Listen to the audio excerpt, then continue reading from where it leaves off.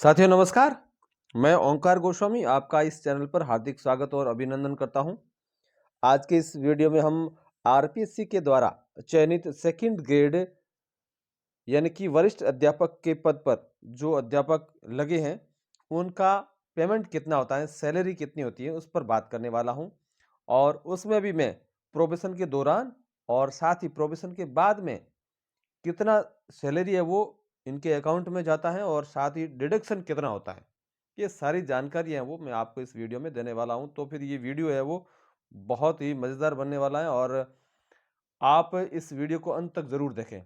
और विभिन्न जो अलग अलग तरह के बेनिफिट्स हैं सेकंड ग्रेड की इस पोस्ट पर, वो सारी जानकारियां हैं वो आपको इस वीडियो में मिलने वाली है। तो वीडियो शुरू करें इससे पहले मैं आपसे एक निवेदन करूंगा कि यदि आप चैनल पर नए हैं तो इसे सब्सक्राइब जरूर करें, साथ ही बेल आइकन दबाएं ताकि आने वाले समय में आपको नोटिफिकेशन है नई वीडियो का वो मिलता रहेगा।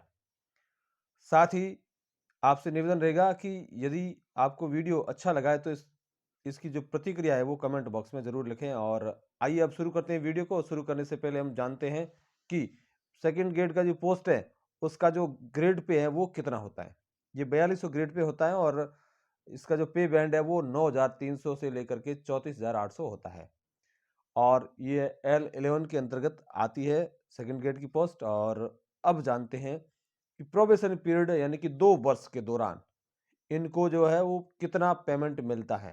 प्रोबेशन के दौरान इनको फिक्स पेमेंट मिलता है यानी कि 26,500 रुपए हैं वो इनको फिक्स मिलते हैं।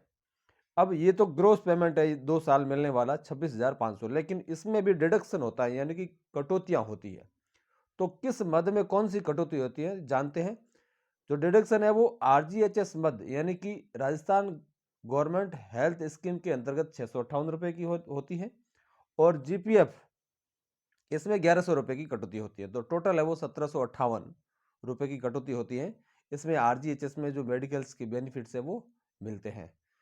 अब हम बात करते हैं कि डिडक्शन के बाद में सैलरी कितनी अकाउंट में जाती है। तो आप जो ग्रोस पेमेंट था यानी कि फिक्स पेमेंट था 26,500, उसमें जो हमारा डिडक्शन यानी कि कटौतियां हुई है 1758 रुपए, वो हम घटा देते हैं।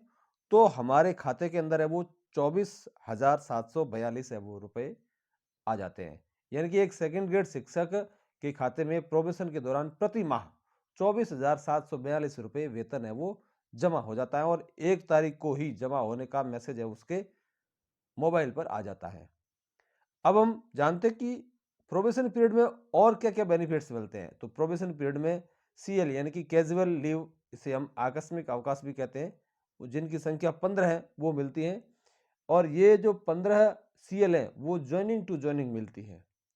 यानी कि पहले साल जॉइनिंग टू जॉइनिंग 15 सीएल और दूसरे साल जॉइनिंग टू जॉइनिंग है वो 15 सीएल। टोटल है वो प्रोबेशन पीरियड 2 साल के में वो 30 सीएल मिलती हैं। और 30 सीएल का भी आपको ध्यान रखना है कि जॉइनिंग टू जॉइनिंग 15 सीएल ही होनी चाहिए, इससे ज़्यादा नहीं होनी चाहिए। ये आपको खास ध्यान रखना है। और जब आप प्रोबेशन पीरियड पूरा कर लेंगे तो फिर आपका स्थायीकरण होगा। और स्थायीकरण के बाद में जो आपको पेमेंट मिलेगा यानी कि प्रोबेशन के बाद में जो पेमेंट मिलेगा उसको हम जानते हैं। इसका जो बेसिक है वो सेकंड ग्रेड का 37,800 रुपये है।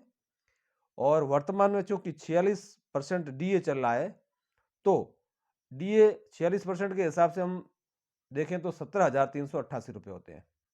एचआरए यानी कि हाउस रेंट अलाउंस है वो 9% मिलता है ग्रामीण क्षेत्रों में। यदि शहरी क्षेत्रों की बात करें तो वहां पर 18% है। तो हमने अधिकतर जो टीचर्स है या मैक्सिमम स्टाफ है वो ग्रामीण इलाके में है तो उसके हिसाब से वीडियो तैयार किया है। तो 9% के हिसाब से 3,402 रुपये एचआरए बनता है। तो ग्रांड टोटल होती है वो है 58,590 रुपये। यानी कि सेकेंड ग्रेड शिक्षक का प्रोबेशन पीरियड खत्म होने के बाद में आज की डेट में जो ग्रोस पेमेंट बनता है वो है 58,590 रुपये। अब इसमें कटौतियां भी होती है। ये अमाउंट है वो आपके खाते में नहीं जाएगा, इसमें कटौतियां होगी और कटौती होने के बाद में फिर जो शेष अमाउंट बचेगा वो आपके अकाउंट में जाएगा। तो हम जानते हैं कि कटौतियां किस किस मद में कितनी कितनी होती हैं। तो डिडक्शन में आरजीएचएस में 658 रुपए की, जीपीएफ में 2100 रुपए की और एसआई में 2200 रुपए की। ये जीपीएफ और एसआई में जो मिनिमम कटौतियां हैं वो की गई है। आप मैक्सिमम जीपीएफ में बहुत जितना चाहे उतना कर सकते हैं और एसआई में 2 स्लैब आगे तक बढ़ सकते हैं। तो टोटल है वो 4,958 रुपए की कटौती है वो करवानी अनिवार्य है। अब ग्रोस पेमेंट में से 4,958 घटाएंगे तो फिर बच जाएगा 53,632 रुपए, यानी कि after deduction salary in accounts 53,632 रुपए हो जाएगी। तो हमारे खाते में लगभग 53,500 है वो जमा होंगे 2 साल के प्रोविजन पीरियड के बाद में। अब प्रोविजन पीरियड के बाद में क्या क्या बेनिफिट्स मिलते हैं जानते हैं। सीएल 15 मिलती है जिनकी गणना है वो जुलाई से जून होती है। पीएल है वो 15 मिलती है जिसकी गणना जनवरी से दिसंबर तक होती है। एचसीएल हाफ सीएल यानी कि मेडिकल है वो एचसीएल 20 होती है जिसको हम 10 दिन का मेडिकल कह सकते हैं। तो 10 दिन का जो मेडिकल है वो ज्वाइनिंग टू ज्वाइनिंग काउंट होता है। तो ये अदर बेनिफिट्स मिलते हैं।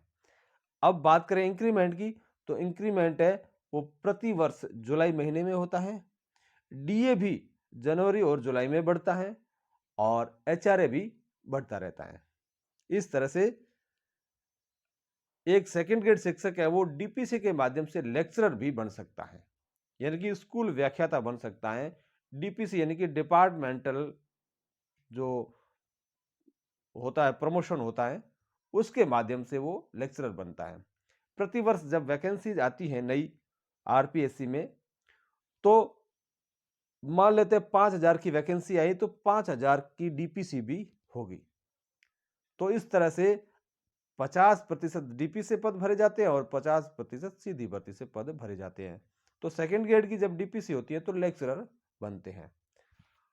आपने वीडियो को अंत तक देखा इसके लिए आपका बहुत बहुत धन्यवाद, आभार। वीडियो आपको कैसा लगा अपनी प्रतिक्रिया कमेंट बॉक्स में जरूर लिखें। साथ ही आप चैनल पर नए हैं तो इसे सब्सक्राइब करें और इस वीडियो को लाइक करें, शेयर करें। फिर मिलते हैं एक ऐसी ही नवीनतम जानकारी के साथ में। तब तक के लिए जय हिंद।